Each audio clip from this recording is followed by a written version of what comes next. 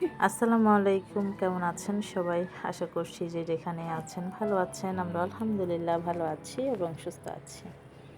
নতুন আরও একটি ব্লগ নিয়ে আসলাম। আশা করছি বরাবরের মতো এই ব্লগটি আপনাদের ভালো লাগবে। আমি প্রায় ১ মাস পর একটা ব্লগ আপলোড করেছি। সেখানেও যে 1K এর কাছাকাছি ভিউ হয়েছে এতে আলহামদুলিল্লাহ আমি অনেক খুশি। যাই হোক, সবসময় যে অনেক মানুষ দেখতে হবে বা এখান থেকে আমার ইনকাম হচ্ছে না কেন, এখান থেকে কোনো লাভ হচ্ছে না, এগুলো চিন্তা করলে হয় না। এটা যেহেতু শখের কাজ, শখের বশে করি। এখানে কিছু মানুষ দেখলেও আমার খুশি লাগে যে না, আমার এই যে সুন্দর পরিপাটি করে একটা ভিডিও রেডি করলাম, সেটা কিছু মানুষ দেখলো, একজন হলো একটা কমেন্ট করলো, পছন্দ করলো, এতেই আমি খুশি আলহামদুলিল্লাহ। তো আমার মতো কেউ ভিডিওতে ভয়েস দিতে বসে কিনা আমি জানি না। আমি আমার 2 বাচ্চাকে নিয়ে জানালার পাশে বসে ভিডিওতে ভয়েস দিচ্ছি। আশা করছি আপনাদের ভালো লাগবে। আর বাইরের যে সাউন্ড সেটা আপনারা ইগনোর করবেন। ভিডিও আজকে দেখতে থাকুন, কিন্তু আমি কথা খুবই কম বলবো, যেহেতু ওই যে বললাম 2 টুনটুনি নিয়ে আমি ভয়েস দিতে বসেছি, এত কথা বলা যাবে না আর কি।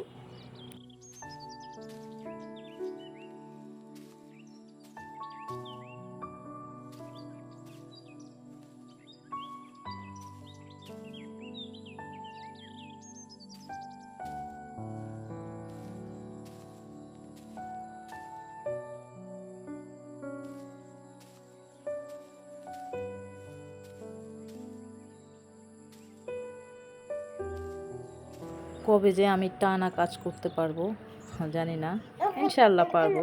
ছোট বুড়িটা একটু বড় হলেই পারবো। এই যে দেখুন, সেও কিন্তু ভয়েস দিচ্ছে। কি কিছু বলবে? বলবে একটু ভয়েস দিই। না না, দিতেই দিবে না সে আমাকে।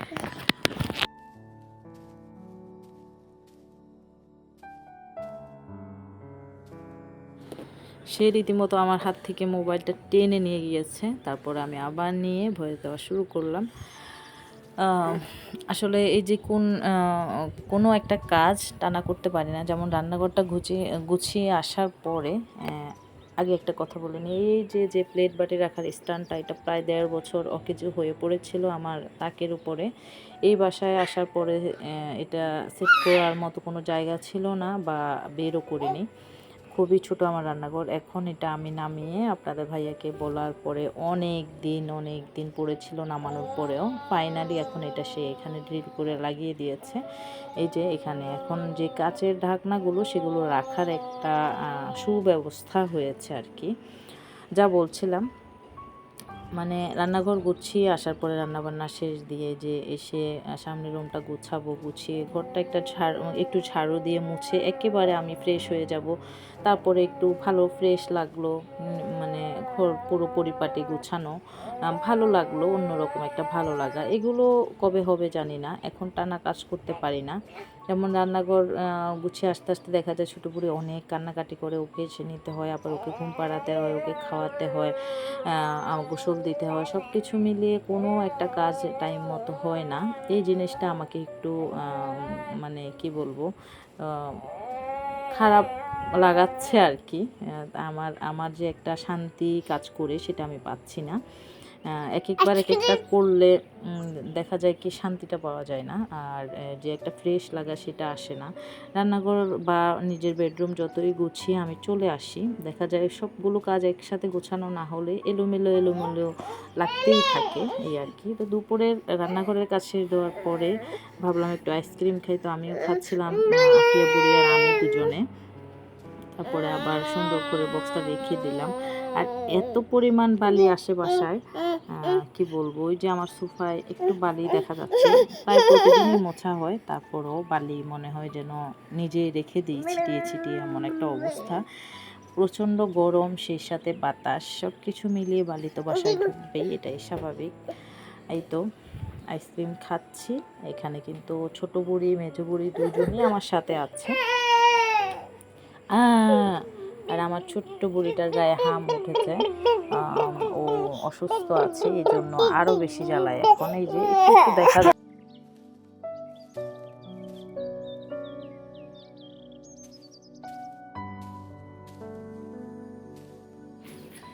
দুপুরে একটা পার্সেল আসলো, সেটা রিসিভ করলাম। এই যে 2টা 3 পিস অর্ডার করেছিলাম অনলাইনে, সে 2টা আসলো। 3 পিস ভালোই পড়েছে, মোটামুটি খারাপ না, মানে দাম হিসাবে ভালোই। আর খুলে দেখাতে পারিনি, তার কারণ হলো ছোট্ট বুড়ি ঘুম থেকে উঠেছে, ওকে সামলাতে হবে, তাই আর খুলে দেখাতে পারলাম না। এটা আমার ছোট মেয়েটা অসুস্থ হওয়ার আগেকার একটা ভিডিও অ্যাড করে দিলাম সাথে। 2 বোন কি সুন্দর খেলা করছে মাশাআল্লাহ। আলহামদুলিল্লাহ আমার টুনটুনি পাখিগুলো। ওদের জন্য দোয়া করবেন সবাই, আল্লাহ যেন ভালো রাখে, সুস্থ রাখে। ছোট্ট বুড়িটা যেন খুব তাড়াতাড়ি সুস্থ হয়ে ওঠে, দোয়া করবেন। আর ওদের দুষ্টামি দেখতে থাকুন। আমি ভয়েসটা রাখিনি, তার কারণ এখানে হইচই করছিল, আমি সহ ওদের সাথে কথা বলছিলাম, হ্যাঁ সেই কারণে। তবে দেখলে বুঝতে পারবেন কি পরিমাণ খুশি 2 বোন খেলতে খেলতে, এই আর কি।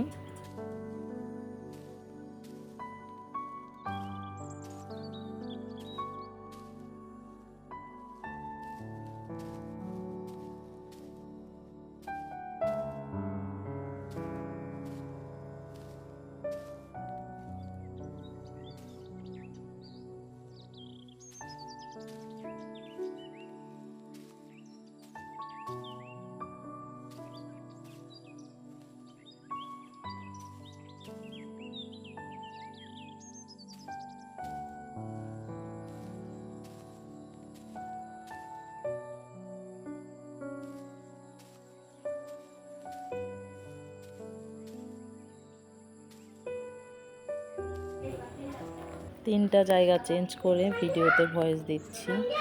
একবার এক রুমে যাচ্ছি, একটু একটু করে ভয়েস দিচ্ছি।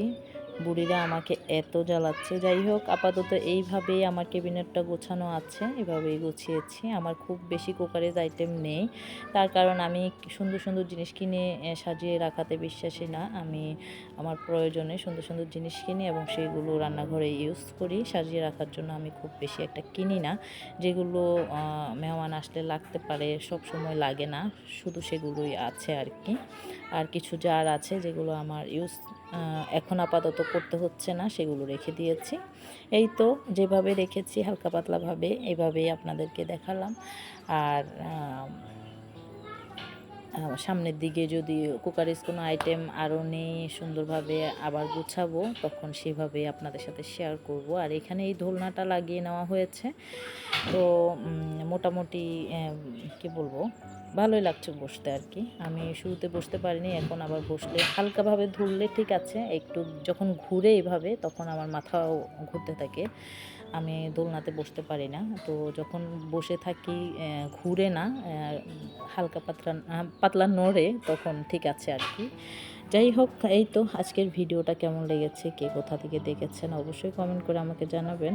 আর কি বলবো, যারা এতক্ষণ পর্যন্ত আমার সাথেই ছিলেন তাদেরকে অসংখ্য ধন্যবাদ। আর আমি গুলিয়ে ফেলছি, এতবার স্টপ করে ভয়েস দিতে গেলে জায়গা চেঞ্জ করে করে, সেক্ষেত্রে আসলে সুন্দরভাবে ভয়েস দিয়ে ভিডিও এডিট করা বা রেডি করা ভালো হয় না।